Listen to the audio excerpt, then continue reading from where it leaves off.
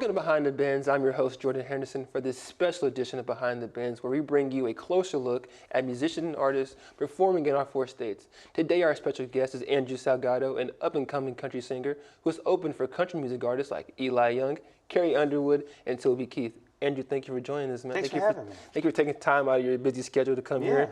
Andrew stopped by the studio during the Synapse Star Search Tour and performed a concert here for us in Missouri Southern. Now, while this is his first time here in the studio, he has been featured on our programming before with Beyond Billboard Hits, where he featured his single, Why Didn't I Call You? And since you're here, I see no reason why to cue it up this time, but for a live performance, here's Andrew's hit single, Why Didn't I Call You? I wrote this after a broken engagement. Yeah. Don't say yeehaw to that. Don't say yeehaw to that. Well, you can now because I'm married, so it doesn't really matter. It's just to the past. Here you go. Yeehaw. This is going to be a wild show. So I found myself calling everybody and just giving them my story, even people that were like, please stop calling. We understand what's going on. Except the one person. So I wrote a song called Why Didn't I Call You?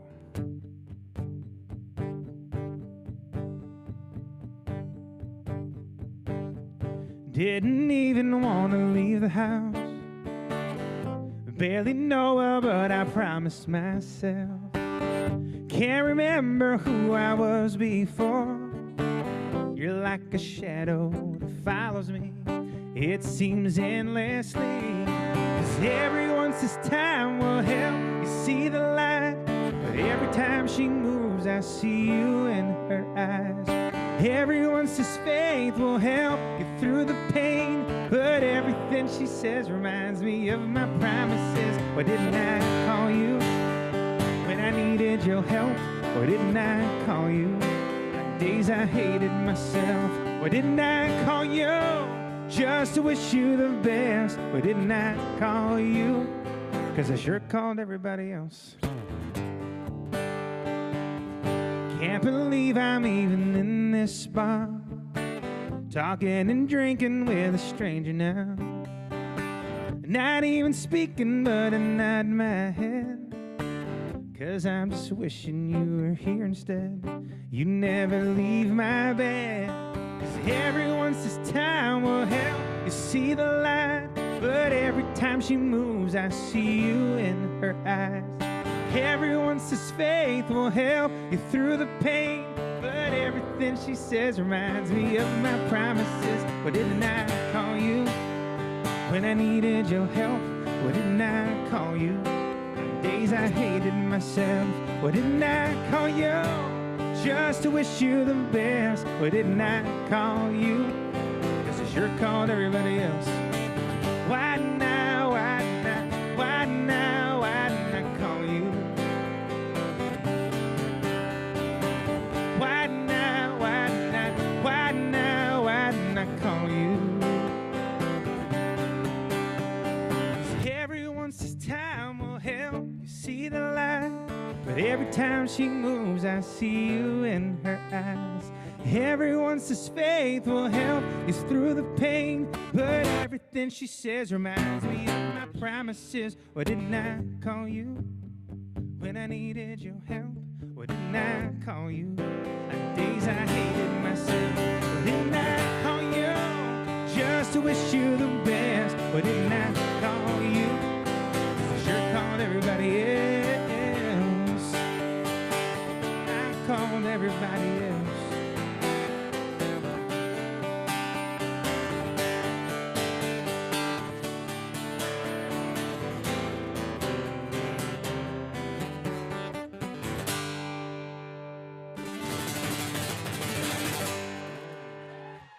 And we're back with Andrew Salgado. Andrew, before we get into anything else, can you tell us about that song and what inspired you to make it?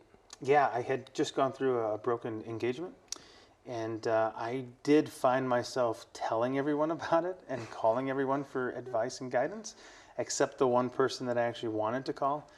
And I was sitting on a couch one night, and I just kind of wrote it, never really thinking it would go anywhere. And then I kept liking the song, and I played it for a couple people, and then all of a sudden I recorded it. And it was our longest song at radio so far. We have one now, but it was so far was the best thing we had done. Now, you guys are on tour right now, but Yep. you're based in Nashville. The Right. bus says Nashville, but we want to ask you, where are you from initially? I'm from Illinois, a place where no one knows. It's the Downers Grove, so people just say Chicago, but it's not. It couldn't be farther away from it. And I never went down to the city anyways. I hated going to the city. So Downers Grove, Darien, all those areas is where I kind of just hung out. Shit, some of the best artists are from places from nowhere, man. I like that. Well, I wouldn't say places from nowhere, but people just don't know where you Downers are, Grove. They go, yeah. Downers Grove. Oh, you mean Chicago? Yes, sir. Sir, in the Synapse Star Search, it's a talent competition, and you were part of one yourself. Well, how was that, and how did that help you start your music journey? Yeah, I mean, for the Synapse Star Search, I'm the host, so I get to watch everything without any kind of pressure. I've seen comedians, I've seen jugglers, I've seen singers, I've seen dancers. We have a guy who's a world record yo-yo guy. So it's really cool to watch different talent and see them compete. For the contest that I was in, which was the Pepsi Southern Original back in 2013, I just was so happy to be there. I didn't think I'd win. I didn't think I would do anything with it. I just thought I would drive to Alabama, perform, and drive back. But I had a blast, and I was able to win that and then go do a couple other really cool things. And, Pepsi was incredible to me. Randy, Daryl, everyone that was involved with that, Moose, were just great people. And I kind of learned, okay, if you work with great people, you might be able to stay around here. Yeah, I love to hear that. And what made you want to start music? What made you, get into music and want to go to that competition in the first place? Well, you have to go back to when I was 13. And I didn't have any friends. I didn't have anything to do on Friday nights. My dad, one random Friday, said, "You're going to come with me to band practice." And his band was 8 members, and there were studio musician guys in that band. So they really knew what they were doing. And I went, and I fell in love with it. And so I kept asking him, "Can I go next week?" And he was like, "Well, this was a one-time thing." I was like, "Oh, well, let me go." And then I would go, and I'd carry gear, and then I'd help with this. And then all of a sudden, I kept slithering my way into the band where I was doing background parts, and I was doing percussion, then I was playing keyboards. And I didn't even know how to play keyboards. I learned how to play 2 chords, because that was the only 2 chords in that song, and I did like a horn part on the keyboard. And then you flash forward into picking up the guitar, and them teaching me how to play guitar and how to sing. And then all of a sudden, I was in front of the band doing a Keith Urban song or a Brooks and Dunn song or whatever it was, and then I was off. And I still didn't want to pursue music at that point. I was trying to play baseball very poorly, very, very, very poorly. In my mind, superstar. In reality, very bad, very amateur. And one day, when I was 20-something, I don't remember the actual age, but I just went, wow, I have all this music knowledge. Maybe there's something here. Maybe there isn't. Maybe there's something here. And I took the leap. And a lot of the guys in that band saw more in me than I saw in myself. And so we actually have a video. I have no clue where it is because it's on VHS. This is how long ago it was. And they said, "We can't wait to see your concerts one day." And I remember saying, like, "Oh, I'm not gonna have my own concerts." And now for the last 13 years, I'm a professional musician. So it's weird looking back. But yeah, I mean, that's what made me do music. What made me do the contest, I just saw a contest. And I thought it would be more fun to play in Alabama than anything else. So I went. You talk about that journey, talk about how to get there. Yeah. What has it been like, getting to where you are right now, and what motivates you to keep going and just doing music every day? I think the only thing for me is that I love it so much. I'm having the most fun on stage over anybody else. Anyone who comes to my concert, the guy having the most fun is always me. And it's never changed. It was the same when I was 13 as it is today. And I think that allows me to deal with the 17 hours in a car, allows me to deal with the managers who come and go, allows me to deal with people who aren't really that friendly and kind. And you have to be kind to them as they say things, and that's always kept me going. And I think the difference is a lot of people want to do this, and some people want to do it and really, really, really want to do it, and some people need to. And you'll find out what side you're on when you're living in your car, still driving to Maryland to play a show, and you're happy. And you talk about long car rides, living in your car. Can you explain to our viewers what it's like being on the road as a musician? It's tough, especially when you have a significant other. Like, I saw my wife for like 13 days last year. And it takes a toll. We've been out for about 2 weeks, and you want to do things with your partner, right? And you want to hang out, and you want to see each other, and then you want to see family and friends, and you want to be there for parties and birthday stuff. And I had a show on Easter one time, so I had to miss my whole family, but I needed to take the show. And that's when I come back to the need and want of things. You know, there are some people who have enough money that they can kind of do whatever they want. And then there are people that go, no, I need to take that show because that show is going to pay this bill. And if I pay this bill, I get to do this another month. And I get to do this another 2 months. That's probably the hardest part. When you're with great people, a 12-hour drive can be just, you know, one of those fun car rides that you guys take and you know, everyone's laughing and joking and, you know, making fun of people. And, you know, you just kind of, that camaraderie is really great. I don't mean making fun of other people, making fun of ourselves. Now, you have been one of the most played artists on Root Music Report, Yeah. hot country songs, especially songs like Lipstick Stains on My Shirt, being #1 for 5 consecutive weeks, Yeah. and Why Didn't I Call You hitting #1 on that same chart. For Is 8 that weeks, yeah. 8 weeks? Is that a testament to like your sound, your work ethic, your talent, I think it's just the song. You know what I love about country music more than anything is that no one is bigger than the song. You could be a great guitar player, you could be an okay guitar player, you could be a great singer or not. If the song is good, everything else follows. I mean, nothing beats the song. Grabbing a guitar and just strumming chords and singing your heart out always wins in this genre. So I don't think it's a testament to anything that I've done besides continuing to stay with it, right? Maybe the drive. But those songs and those stories and me being vulnerable enough to share my pain so that you feel better about yours maybe, right? Is really what it's all about. How vulnerable can you be to bleed on paper? And I think that's it. I like that story. That kind of caught me off guard. Sorry, I didn't know you were going to finish that far. But next we could listen to Looking Over My Shoulder. What was the inspiration behind that song? And what was like the story behind that It's the crippling anxiety that I have. So I'm constantly like looking over my shoulder, waiting for things to get worse and not loving where I am. And so I'm constantly telling myself to be happy with where I am and not where I'm not. Play to the people who are there, who are not there, right? And you can do that in life with everything. There's always something you don't have. There's always going to be something you don't have, and you can look at that however you want. And so I wrote the song, very similar to Why Didn't I Call You? Not really thinking it would go anywhere. I just needed to write it. You know, like I was constantly looking over my shoulder, and then I wrote it, and I still wasn't attached to it until my producer Dale Penner was like, "We have to record this song," and so we did. And during the recording process is when I was like, this is so me. Like everything in this song is so me. Like I'm afraid to go to beaches. My wife loves to tan, and I love to wear shirts at beaches because I don't want someone to see my horrible body. And so, like, all the lines in the song are 100% me. Great. Shoot, hold that thought. We got more questions coming up. Here's Looking Over My Shoulder. Stay tuned for more with Andrew right after this.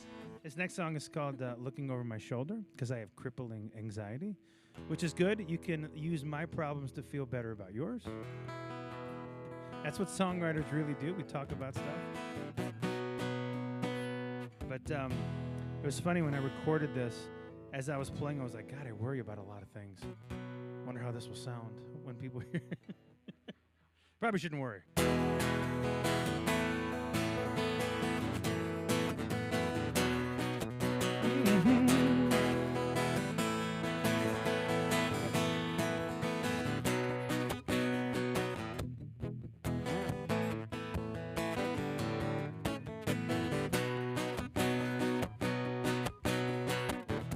Waiting on the rain to come to cause some pain, ruin my day.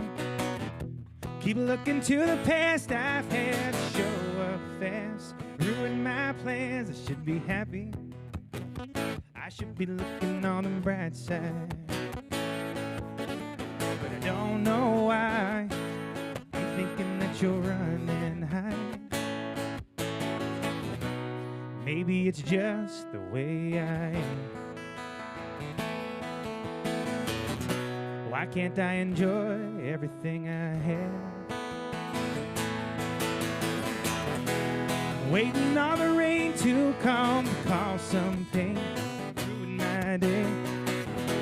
Keep looking to the past, I've had to show up fast, ruin my plans. I guess I shouldn't think of all those little things running through my brain. It's like I'm looking over my shoulder, looking over my shoulder. I don't know when, I'll just learn to sit and wait.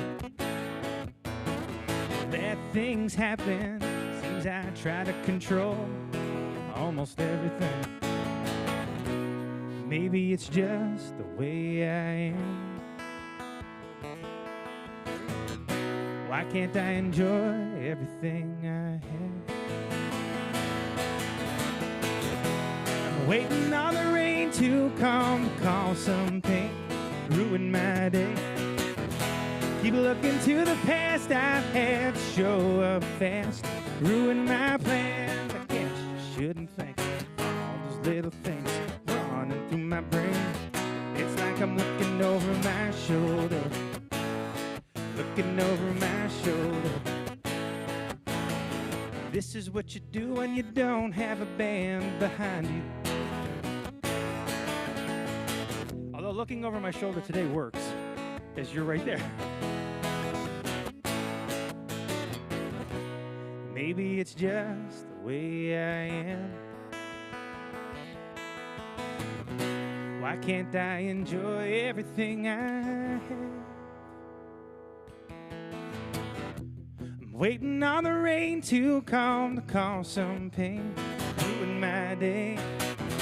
Keep looking to the past I've had, show up fast, ruin my plans. I guess I shouldn't think of all those little things running through my brain. It's like I'm looking over my shoulder, looking over my shoulder.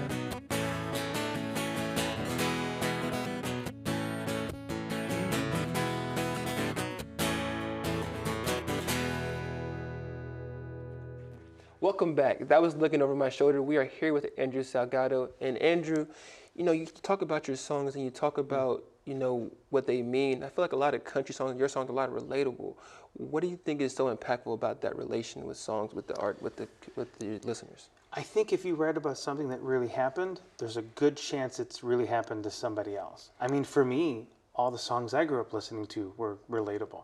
I mean, I felt like Alan Jackson was sitting on a bench talking to you, and every song he was singing was really talking to someone on a bench. And it took me a long time to be vulnerable, because I started off writing songs I thought people wanted to hear, and I started off writing songs I thought would make it onto radio and were catchy enough and all this other stuff. And then I got to a point of just, no, I want to write my stories, you know. And my hero, Jeffrey Steele, who's a songwriter, if you haven't looked him up, he's written like 40 #1 songs, talks about, if you want to be a great songwriter, write your story. And if you do that, then you've at least got a shot. Now, we talked about, you know, you guys are on tour right now. What has been your favorite city to play in? The next one. The next one? I like that. No, I mean, they're all fun. This has been a weird tour for me because it's the first time I'm seeing people in areas I've never been sing along to songs that they already know. Yeah. I haven't had anything like that in the last 12 years. Like, normally I go to a place and work it, right, where you play like a small venue and then you grow and you get bigger and bigger and bigger. This one's been pretty cool, where I'm like, you already know this song. Like, that's pretty cool. Like, you guys playing Why Didn't I Call You and already knowing it it's really cool. I haven't really had to experience that. So it's hard for me to pick one place, because that just takes you back, and it's like, okay, that's pretty cool. Now, you know, each night you play in a new city. Right. Can you explain to us what goes into making a set list for each night, and does it ever change? Oh, it always changes. My bandmates hate me because I never stay to a set list anyways. So I'll make a set list, but then I'll change and I'll do something. And I just played in Humble, Texas. You have to say Humble, not Humble. Yeah. Even though there's an H. And I didn't have a set list. I just went with it. I just went with song after song with whatever worked, and, you know, whatever kind of came out. And so I probably am very unique that I don't really worry about set lists. It just kind of happens. But I know other people that take a lot of time to go, okay, we're going to start with this and we're going to build and we're going to do that. Yeah. So yeah, probably a horrible answer. No, it's a great answer. It says, you know, you don't have a set list. You know, my next question was, do you have a certain routine or tradition before you go on stage as well? Yes. Okay. What's Freak that? out. Freak out. No, I get real angsty because I want to do it. Yeah. I had like the hour before a show seems like 15. But then when I step on stage, even when I was 13, it's like home. It's the only time I feel like I actually know what I'm doing. Where anything can happen. I've had shows where, you know, the strap is broke, the mic's gone out. There's been a million different things. I just go with it. Now, outside of your musical talents, you are heading this Synapse Star Search tour, but you're also an independent artist. Yeah. And you played a pivotal role in starting this tour and setting it up. Can you expand on what your role is off the stage for this tour? So it's kind of like stage management. So I'm making sure the contestants are getting up and on, and making sure the ticketing is going well, making sure everyone's sitting where they're supposed to sit, and then I have to go host it as well, and then I do a small, like 2-3 songs, and I think really I've only done like 2 songs on this because we don't have a lot of time from 7 to 10 with all the contestants that are in it. And then just making sure the bus is where it should be, and making sure we have hotels, and making sure everyone's calm and relaxed. Yeah. Half of what any tour manager, stage manager's job is to calm everybody down. It's kind of like the captain on a boat singing. Yeah. Everyone's running on the boat and they're freaking out, but the captain is standing there as the ship goes down. That's pretty much my job. It sounds like a very hectic job. It can be. Our next song is "I Drove a Truck," Yeah. and I listen to country music, and one of my favorite songs, Dave Allan Coe, he says, a good country song does talks about a truck. So what is the inspiration for this song right here? It's 100% about my grandfather. So my grandpa drove a truck for Schlitz Alcohol. That was his job, and I wanted to write a song about him, and for a long time I really didn't know what that song should be. And I remember doing tons of interviews in 2013, 14, 15 where like, tell us about your family. And I was like, oh, my grandpa drove a truck, my dad served in the Navy, and then they were like, oh, good, got it. And I remember going like, wow, nobody really knows how great this guy was, and this guy was one of my heroes, and he raised me from when I was born to pretty much 9 because my parents were working 2 jobs just to survive. And so I watched baseball with him, and I watched every John Wayne movie that's out there. I know John Wayne has died in 3 movies. Yeah. Only 3 movies because I've seen them all. And I loved him. And then I listened to country music because of him. So last year sometime, I don't remember what it was. I think it was April 2023. I had a bunch of notes of songs I wanted to write, and I asked my wife, I was like, what about like a song for Grandpa? She's like, yeah, do that. And so I wrote it. I had to wake her up, which is very difficult to do when my wife is sleeping. And I was like, what do you think of this song? She's like, it's great. You should record it. And she went right back to bed. So I didn't know it was really anything. And then I played it for a couple of radio people. And they were like, this is such a great story. Like, you should record it. And then we did. So it will be a single at country radio at some point. Great story. I love how every song has a They very do, deep meaning. man, right. And that makes the song great. Make sure you stay with us on Behind the Bands. Here is I Drove a Truck. I wanted to write a song about my grandpa for a long time. Really didn't know how to do it.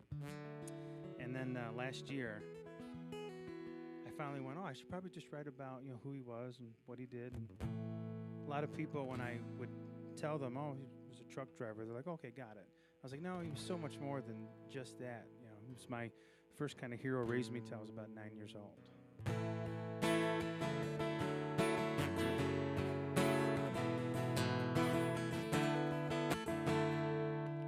He was kind as he could be, a father to 3, a loving husband to the day that he died. He loved John Wayne, and he taught us how to play. He was tough as nails, but not ashamed to cry. He wasn't afraid to stand up for what was right. If he was here today, you'd see his pride. If there isn't a magazine or a gold medal with his name on it, he was still a hero. Don't call him an average man who missed his chance, 'cause he was so much more than that, but you can't look past. Just to you, he's just another guy who drove a truck.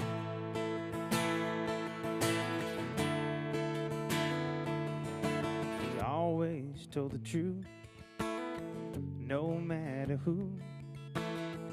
didn't want to hear it. He was made like that. He wasn't afraid to stand up for what was right. If he was here today, you'd see his pride. But there isn't a magazine, a gold medal with his name on it, and he was still a hero. Don't call him an average man who missed his chance, 'cause he was so much more than that. But you can look past, 'cause to you he's just another guy who drove a truck, who drove a truck.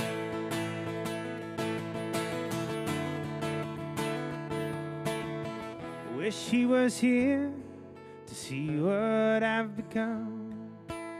I probably shed a tear while I'm in this hug, 'cause I'm in the magazine, got my name in lights. I travel the world like him, but I'm on the passenger side.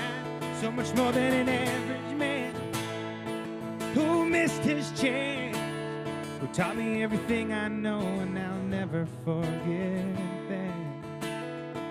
Just a guy, an average guy, who drove a truck, who drove a truck.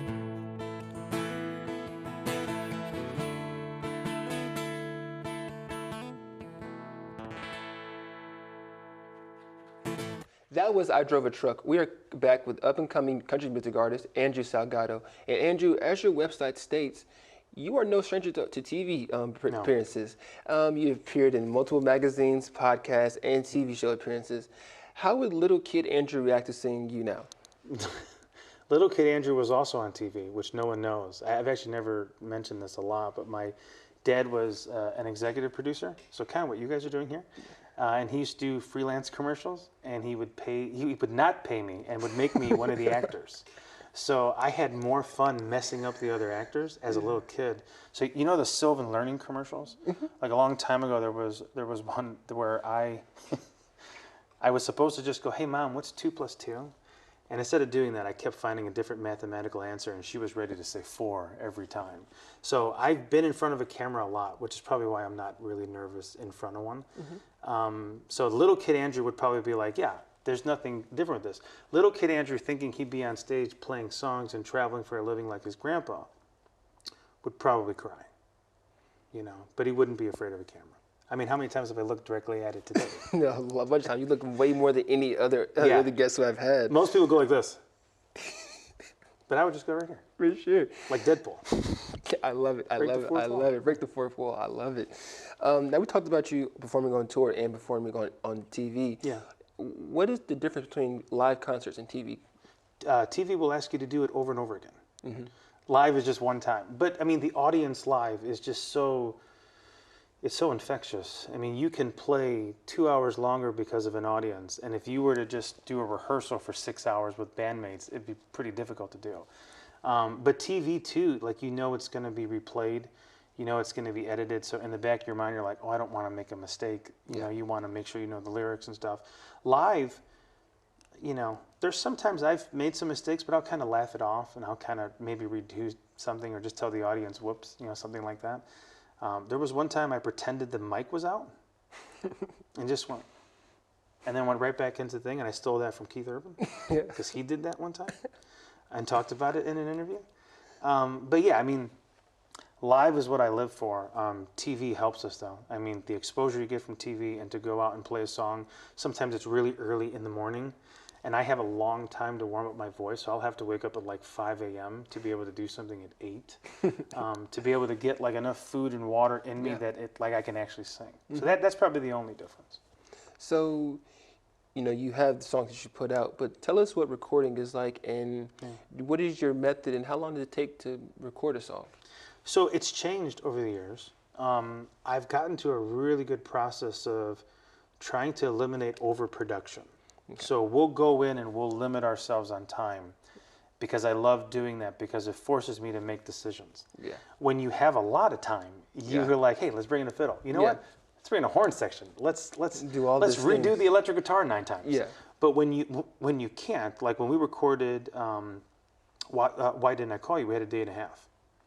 And the reason I did that, I played all the instruments on it, number one, and then I produced it, and I had my engineer, and I was like, I don't want to overthink this song, because the story is the song, right? And most of the ones that I've recorded now, the song is what it is, and I don't want to have, 20 musicians on it that, kind of take away. I want whoever helps the song be a part of it. So there were times where we hired a drummer, and times that we programmed drums, and times that we hired a bass player, or I just played the bass if I wanted something simple that didn't take away from other things.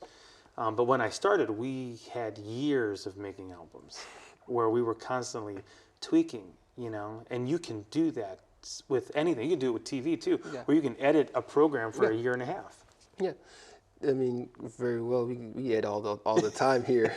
I'm sure. Right. So what is something that you would say you're just proud of right now at this point in your career? Being a husband. Because it's more surprising I am one. I mean, I have a great wife that supports me on everything I do, and everything else is kind of secondary. Yeah.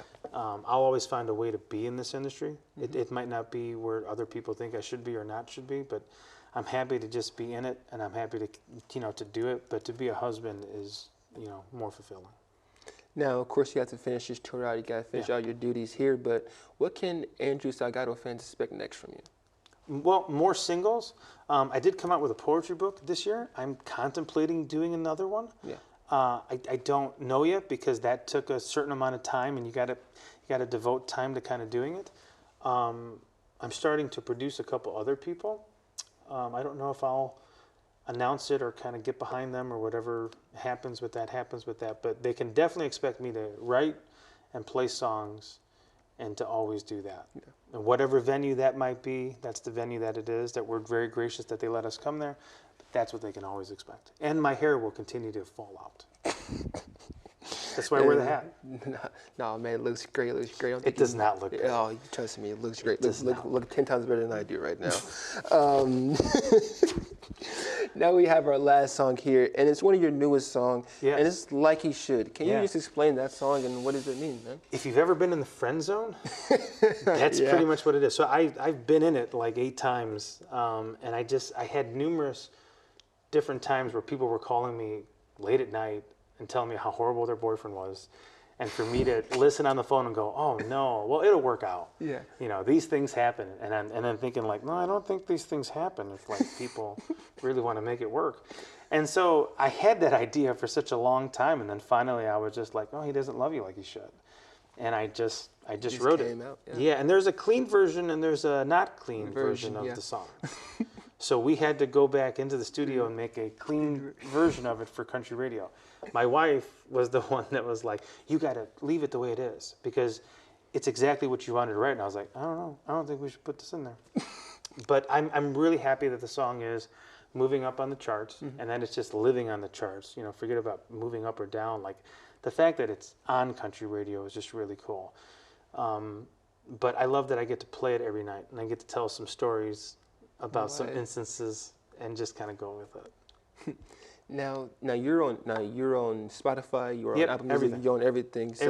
So where can they find you on anything else? Yeah, so at Andrew Salgado, look for the blue check mark on Instagram, Facebook.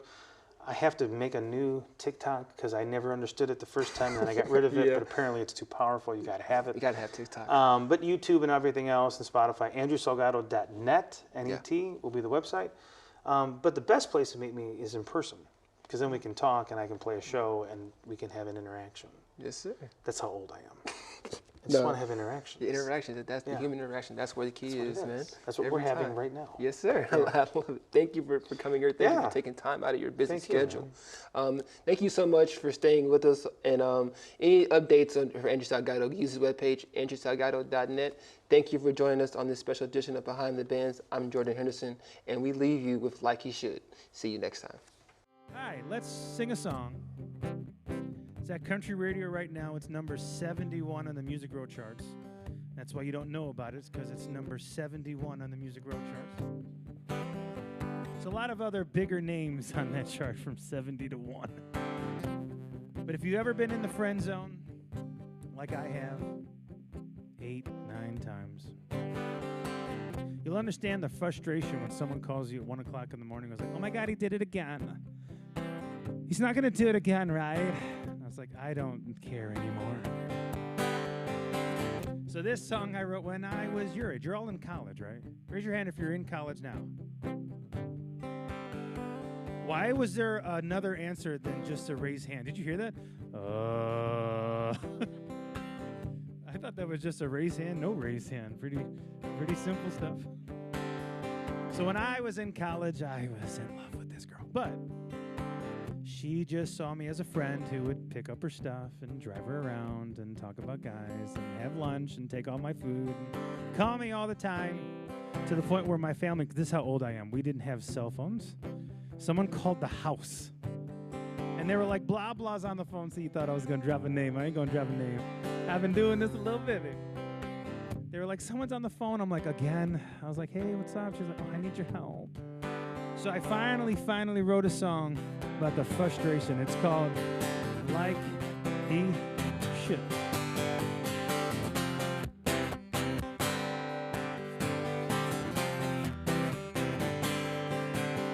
I know you only call 'cause you want to vent. So sad how you seem to waste your time with him. 'Cause you call me all the time in the middle of the night, crying and complaining that he's wasting your time. Then you wanna know my thoughts like you even care at all, knowing that you just want me to tell you it's wrong. But he don't love you like he should. He don't love you like he should. I wish you could see what I see in him. And if I could, I'd take away the moment that you met. 'Cause you call me all the time in the middle of the night, crying and complaining that he's wasting your time. Then you wanna know my thoughts like you even care at all, knowing that you just want me to tell you it's wrong. He don't love you like he should. He don't love you like he should, like he should, like he should. This isn't how you should feel in love. And we both know he's not good enough. We do, right?